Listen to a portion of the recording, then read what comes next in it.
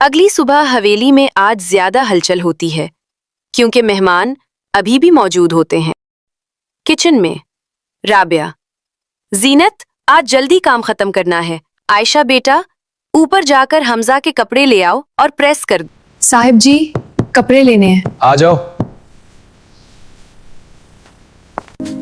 कल तुम बहुत थक गई थी। आदत है साहब। हर बात पर मुस्कुरा देती हो। बस सब बताते नहीं। कि दिल में कुछ नहीं होता। सबके दिल में कुछ ना कुछ होता है, बस सब बताते नहीं। हमजा पहली बार उसकी बात सुनकर खामोश हो जाता है। एम्ब्रिश की अम्मी, बहन, बच्चे अब बड़े हो गए हैं, अगर रिश्ता अपनों में हो जाए तो अच्छा होता है। हमजा, जीनत और आयशा को भी ले जाओ, बाजार सामान लेना है। जी अम्मी। गाड़ी में खामोशी होती है। हमजा, तुम आज बहुत खामोश हो। आयशा, कभी कभी इंसान को अपनी जगह याद आ जाती है। आयशा जल्दी में फिसल जाती है, मगर हमजा उसे पकड़ लेता है। हमजा।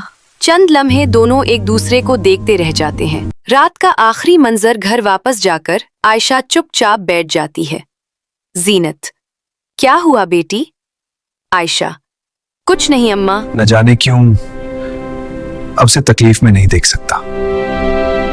रात भर बारिश होती रही और सुबह तक आसमान बादलों से ढका हुआ था। हमजा अपने कमरे में खिड़की के पास बैठा रात के वाकयात याद कर रहा होता है। जब बारिश में आयशा फिसल गई थी और वो उसे संभाल रहा था, इसके दिल में अजीब बेचैनी होती है। इसी वक्त दरवाजा खुलता है। राबिया, हमजा, शाम को अब्रेश के घर वाले आ रहे हैं। हमने तुम्हारा रिश्ता तय करने का सोच लिया है। अम्मी, मैंने कहा था ना, मैं अभी शादी नहीं करना चाहता। घर वाले करते हैं, बच्चे नहीं। अब्रेश अच्छे खानदान की लड़की है, यही बेहतर है। आप मेरी बात सुनने को तैयार ही नहीं। और बारिश में गाड़ी लेकर निकल जाता है। कुछ देर बाद वो हवेली से दूर गांव की तरफ पहुंचता है। रास्ते में उसे याद आता है। हमजा, आयशा, मुझे अंदर आने दो। तुम यहाँ कैसे? साहिब जी, आप यहाँ? तुम आज आई नहीं, सब ठीक है? उम्मी की तबीयत खराब है, इसीलिए रुक गई। आंटी, अब तबीयत कैसी है? जीनत कमजोर आवाज में जवाब देती हैं। ठीक हो जाऊंगी बेटा, बस सर्दी लग गई। कमरे में गर्मी फैल जाती है। फिर वो चाय बना लाती है। जीनत सोने लगती हैं। कल रात तुम गिर गई थी, अगर तुम्हें कुछ हो जाता तो? हम लोग तो रोज ही गिरते संभलते रहते हैं साहब जी, आदत हो जाती है। हमजा उसे देखता रह जाता है। कमरे में सुकून होता है, मगर दोनों के दिल में तूफान चल रहा होता है। आयशा, मुझे तुमसे एक बात करनी है। जी साहब जी। जब तुम कल रात बारिश में गिरी थी ना, तो मुझे पहली बार डर लगा कि कहीं तुम्हें कुछ हो ना जाए, और तब मुझे समझ आया कि तुम मेरे लिए क्या हो। आयशा, मैंने कभी नहीं चाहा कि ये राज तुम्हें इस तरह बताऊं, लेकिन अब जब तुम जान गई हो तो क्या हम इसे संभाल सकते हैं? मैं तुम्हें पसंद करता हूं।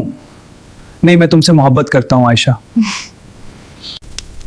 ये मत कहिए साहब जी, ये ठीक नहीं है।